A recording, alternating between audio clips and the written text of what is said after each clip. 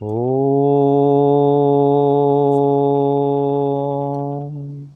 भूर्भुवः स्वः तत्सवितुर्वरेण्यं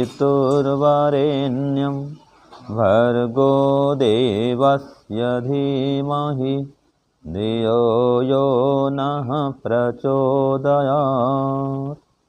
हे ईश्वर, हम यह पठन पाठन आपको प्राप्त करने और कराने के लिए साधन के रूप में करने जा रहे हैं। इस कर्म को और इसके कर्म फल को भी आपको अर्पित करते हैं। ओम शांति शांति शांति। सबको सादर नमस्ते जी। हमारा ईशोपनिषद का पाठ चल रहा था। श्लोक संख्या 6 तक हम पढ़े थे।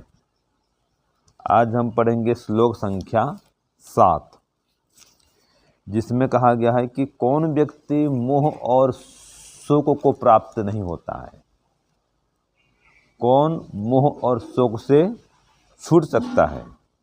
तो इस विषय में क्या कहना है उपनिषद का, ये हम विचार करेंगे। तो श्लोक संख्या है 7। ओम यस्मिन् सर्वाणि भूतानि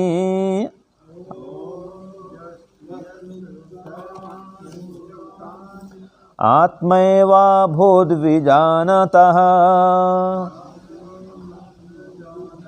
आत्मैवा भूद्विजानतः तत्र को मोहः कः शोकः एकत्वम् अनुपश्यतः एकत्वम् अनुपश्यतः। तो कहा ना कि तत्र को मोहः कः शोकः, भाई वहाँ पर क्या मोह है, क्या शोक है, क्या शोक है। माने कौन मोह को प्राप्त होगा, कौन शोक को प्राप्त होगा। कोई भी मोह और शोक को प्राप्त नहीं होगा। कब, कहाँ, तो कहा एकत्वम अनुपश्यतः, जहाँ पर एक परमात्मा को, एकत्वम अनुपश्यतः, जो गहराई से सर्वत्र देखता है, एक परमात्मा को सर्वत्र जो देखता है, एकत्वम माने अद्वितीय परमात्मा को, जिसके समान दूसरा कोई भी नहीं है और जो सर्वत्र परिपूर्ण है। तो ऐसे एक परमात्मा को, अद्वितीय परमात्मा को जो योगाभ्यास के माध्यम से देखता है, तो उसको को मोह, कोई मोह और कोई शोक प्राप्त नहीं होता, क्लेश को प्राप्त नहीं होता। वो तो कोई मोह है, शोक है, क्लेश है, इसको प्राप्त नहीं होता। कब प्राप्त नहीं होता, जब सर्वत्र परमात्मा को देखता है। एक तत्व, अद्वितीय तत्व, चेतन, निराकार, आनंद के भंडार, दया के सागर परमात्मा को जब सर्वत्र देखता है, तो ऐसे परमात्मा को देखने वाला कभी भी शोक और मोह को प्राप्त नहीं होता है, अपितु सब प्रकार के शोक और मोह से छूट जाता है। ठीक है जी। तो शोक और मोह से छूटने का क्या उपाय है। यस्मिन् सर्वाणि भूतानि, एक तो कहा समस्त भूतों में, सर्वाणि भूतानि, जितने भी भूत हैं। तो भूत माने जड़ और चेतन पदार्थ। तो इन समस्त भूतों में क्या देखता है वो, कि जितने भी भूत हैं, जड़ पदार्थ, ये तो परमात्मा के द्वारा उत्पन्न किए गए जड़ पदार्थ हैं, और चेतन पदार्थ वो सभी परमात्मा के पुत्र हैं, सभी जीवात्मा। तो इस प्रकार से उस परम पिता परमात्मा में, यस्मिन् सर्वाणि भूतानि, तो जिस परमात्मा में इन समस्त भूतों को, प्राणियों को व्यक्ति व्याप्त देखता है, एक अर्थ ये हुआ। दूसरा, सर्वाणि भूतानि, समस्त भूतों को आत्मा एवं अभूत विजानतः, अपनी आत्मा के तुल्य देखता है। इन समस्त भूतों को क्या देखता है? अपनी आत्मा के तुल्य। जैसे मैं हमेशा सुखी रहना चाहता हूँ, वैसे सभी प्राणियों को सुख चाहिए। तो जो इस प्रकार से अपने समान सबको चाहता है, सबको देखता है, तो वो कोई मोह और शोक को प्राप्त नहीं होता, अपितु सबके अंदर क्या देखता है? परमात्मा को देखता है कि मेरे अंदर भी परमात्मा है और समस्त भूतों के अंदर भी परमात्मा है। तो इस प्रकार से जो व्यक्ति शोक और मोह से छूटना चाहता है, क्लेश से छूटना चाहता है, वो क्या करे जी? तो वो सबको आत्मवत देखे, ठीक है, और सबके अंदर परमात्मा को देखे कि जितने भी पदार्थ हैं संसार में, इन समस्त पदार्थों को, यस्मिन् सर्वाणि भूतानि, इन समस्त भूतों को, खास करके चेतन पदार्थों को, चेतन जीवों को आत्मा एवं अपने आत्मा के तुल्य ही जाने, ठीक है, सब पर दया करे, सबकी सहायता करे, कभी किसी के प्रति द्वेष नहीं करे। तो इस प्रकार से आत्मवत सबको मानता है, और जब आत्मवत मानता है तो दूसरा अर्थ ये करेंगे, इन सभी पदार्थों में वही परम तत्व भी विद्यमान है। जैसे मेरे अंदर वो परम पिता परमात्मा व्याप्त है, वैसे सबके अंदर परम पिता परमात्मा व्याप्त है। तो सबके अंदर जो परमात्मा को व्याप्त देखेगा, जिसके ज्ञान में ये होगा, जिसके ज्ञान में समभाव आ जाएगा कि सबके अंदर वही परमात्मा विद्यमान है और सभी जीवात्माएं मेरे समान ही सुख चाहते हैं, कोई भी दुख चाहता नहीं है। तो न तो किसी को दुख पहुंचाता है अन्यायपूर्वक, न किसी के प्रति वो पक्षपात अन्याय करता है। तो इस प्रकार से जो सबके अंदर परमात्मा को देखता है और ये अनेकत्व में एकत्व को देखता है, अनेकत्व में ये सारे जड़ पदार्थ और सब चेतन पदार्थ भी, इन सब के अंदर वही परमात्मा विराजमान है। उसी परमात्मा की सत्ता से ही ये सारा चराचर जगत चलायमान हो रहा है। जो इस प्रकार देखता है तो वहाँ पर कहाँ मोह और कहाँ सुख? वो सबको अपना भाई समान मानेगा, मित्र मानेगा, किसी के प्रति द्वेष नहीं करेगा और कोई मोह को प्राप्त नहीं होगा, राग भी नहीं करेगा, ठीक है, और शोक भी नहीं करेगा। सभी जीवात्मा परमात्मा के पुत्र हैं, ठीक है जी, सभी लोग नित्य हैं, मैं भी नित्य हूँ, सभी नित्य हैं, हम सभी अजर अमर अविनाशी हैं। तो शुद्ध आत्म तत्व को देखेगा वो, तो कोई इसको शोक कभी नहीं होगा। जैसे कि माता पिता बिछड़ गए, ठीक है, माता पिता नहीं रहे, या भाई बहन नहीं रहे, पति पत्नी कोई नहीं रहे, तो भी वो दुखी नहीं होगा, शोकग्रस्त नहीं होगा। क्यों? वो आत्मा के तुल्य मानता है, ये सभी आत्माएं हैं और आत्मा कभी मरता नहीं, वो अजर अमर है। तो इस प्रकार से जो आत्मा के स्वरूप को जान गया और सबको आत्मा रूप में देखता, जानता, मानता है, वो कभी सुख को, मोह को प्राप्त नहीं होता है और इन सब के अंदर परमात्मा को देखता है। तो अनेकत्व में एकत्व, अद्वितीय परमात्मा को देखता है। तो जो इस प्रकार से दृष्टि रख लेता है या जो इस प्रकार दृष्टि को प्राप्त कर लेता है, वह मोह और शोक से छूट जाता है, ठीक है, न शोक करता है न मोह करता है। तो हम यदि मोह से और शोक से छूटना चाहते हैं तो क्या करें? सबको आत्मवत जाने माने, आत्मा के तुल्य व्यवहार करें।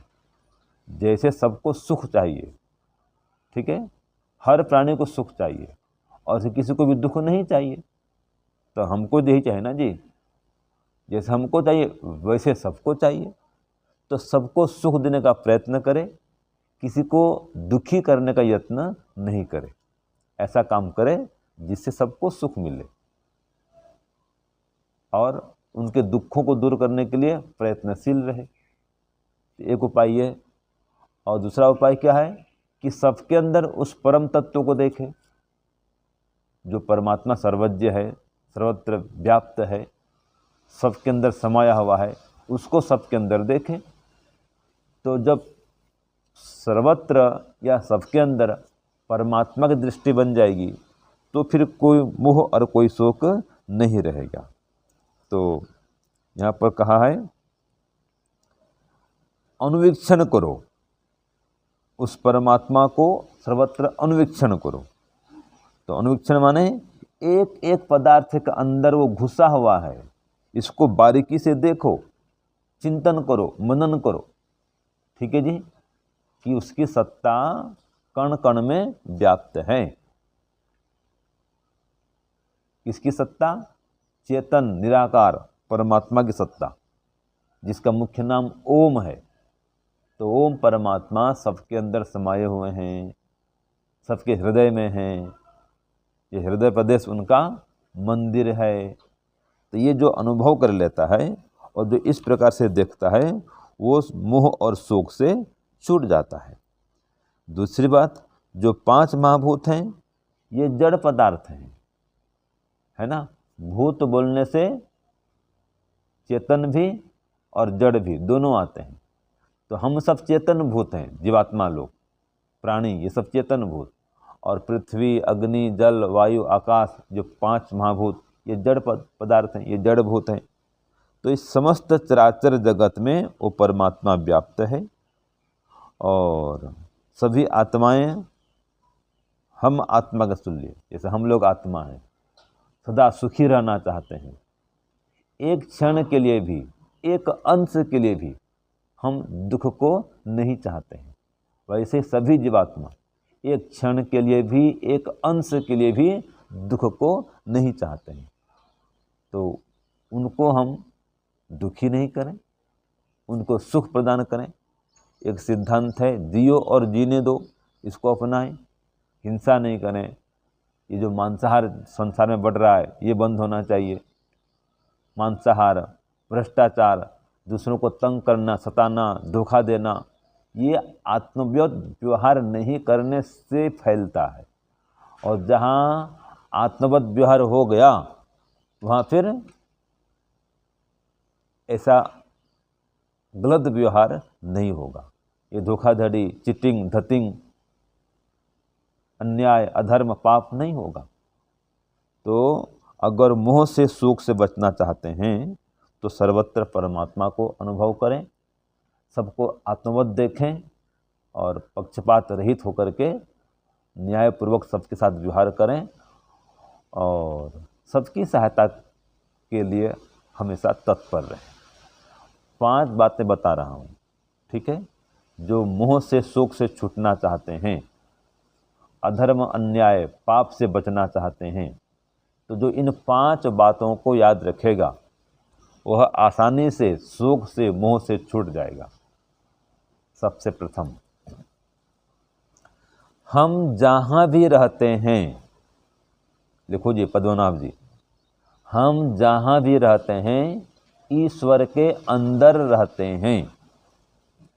समझ गए? हम जहाँ भी जाते हैं, जहाँ भी रहते हैं, ईश्वर के अंदर ही रहते हैं, उसके बाहर कहीं जा नहीं सकते। तो सर्वत्र उसकी अनुभूति करो, जो मंत्र कहता है, एकत्वम अनुपश्यतः। विशेष करके ध्यान की दृष्टि से देखो कि परमात्मा कण कण में समाया हुआ है। तो प्रथम बात, हम जहाँ भी रहते हैं ईश्वर के अंदर रहते हैं। द्वितीय बात, हम जो कुछ भी करते हैं ईश्वर की शक्ति से करते हैं।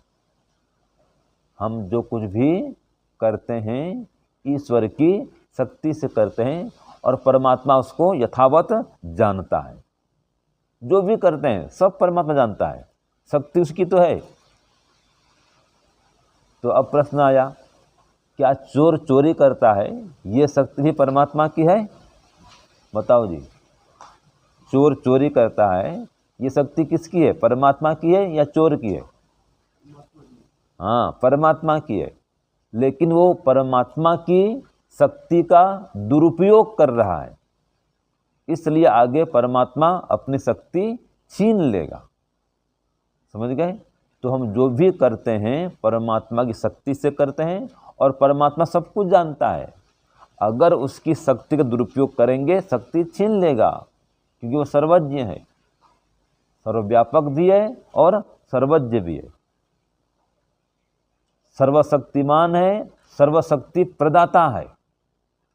पहला क्या था? हम जहाँ भी रहते हैं ईश्वर के अंदर रहते हैं, मतलब वो सर्वत्र व्यापक है। दूसरा, हम जो कुछ भी करते हैं ईश्वर की शक्ति से करते हैं, और वो सब कुछ जानता है, मतलब ईश्वर सर्वशक्तिमान है, सर्वशक्ति प्रदाता है और सर्वज्ञ है। ये बात निकली इससे। तीसरी बात, हम जो कुछ भी देते हैं और लेते हैं वो ईश्वर की वस्तु को ही देते और लेते हैं। समझ गए? हम जो कुछ वस्तु देते हैं अथवा लेते हैं वो ईश्वर की वस्तु को ही देते और लेते हैं, अपनी वस्तु वास्तव में नहीं है। इसलिए देने में अभिमान मत करो कि मैं दे रहा हूँ, मैं दे रहा हूँ। अपना कुछ भी नहीं है, परमात्मा की वस्तु को ही दे रहे हैं। मैं ज्ञान दे रहा हूँ, ये ज्ञान भी परमात्मा का है, वेद का ज्ञान है, उपनिषद का ज्ञान है, मूलतः परमात्मा का है। आप ले रहे हैं तो हीन भावना भी नहीं लाएं। ठीक है? मेरे पास नहीं है, ले रहा हूँ तो छोटा हो गया, हीन हो गया, ऐसा नहीं। परमात्मा की ज्ञान को ले रहे हैं। कोई धन दे रहा है, वही परमात्मा का धन दे रहा है, और कोई ले रहा है तो भी परमात्मा का ही धन ले रहा है। तो देने वाला अभिमान नहीं करे और लेने वाला हीन भावना से ग्रस्त न हो। चौथा, हम जिसके साथ भी लेन देन करते हैं वो ईश्वर का ही पुत्र होता है। हम जिसके साथ भी लेन देन करते हैं वह ईश्वर का क्या होता है? पुत्र होता है। तो चिटिंग धटिंग नहीं करें, वो ईश्वर का पुत्र ही है, अपना भाई है, तो उसको धोखा न देवें, है ना? क्योंकि ईश्वर का पुत्र है, वो अपना भाई है, हम भी उसके पुत्र हैं, वो भी उसका पुत्र है। तो कितनी बातें हो गई? हम जहाँ भी रहते हैं ईश्वर के अंदर रहते हैं, हम जो कुछ भी करते हैं ईश्वर की शक्ति से करते हैं, और वो परमात्मा उसको सबको जानता है। फिर हम जो कुछ भी देते हैं और लेते हैं वो ईश्वर की वस्तु को ही देते और लेते हैं। फिर चौथा, हम जिसके साथ भी लेन देन करते हैं वह ईश्वर का ही पुत्र होता है। ठीक है? ये 4 बात हो गई। और 5वीं बात, हम जिसके साथ भी धोखा करते हैं वो परमात्मा भयंकर दंड देता है। ये बात मुख्य याद रखने की है। जिसके साथ भी धोखा करेंगे, जिसको भी अन्यायपूर्वक सताएंगे, तो याद रखिए परमात्मा भयंकर दंड देता है। तो ये परमात्मा को दंडदाता रूप में जब स्वीकार कर लेते हैं कि परमात्मा दंड देने वाला है, एकदम न्यायकारी है, कभी पाप को माफ़ नहीं करता है, कोई पाप करके बच जाए ऐसा नहीं होगा।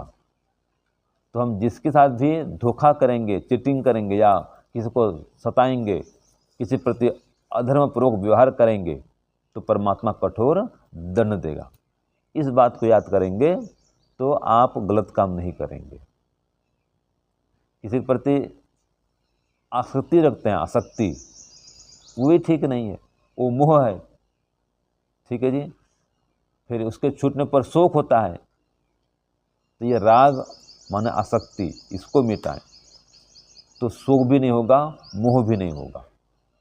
और जो मैंने 5 बात बता दी, इन 5 बातों को याद रखें तो ठीक ठीक संसार में चलते रहेंगे, ईश्वर की अनुभूति बनी रहेगी, पाप से अधर्म से बचे रहेंगे और मोह से शोक से भी छूट जाएंगे।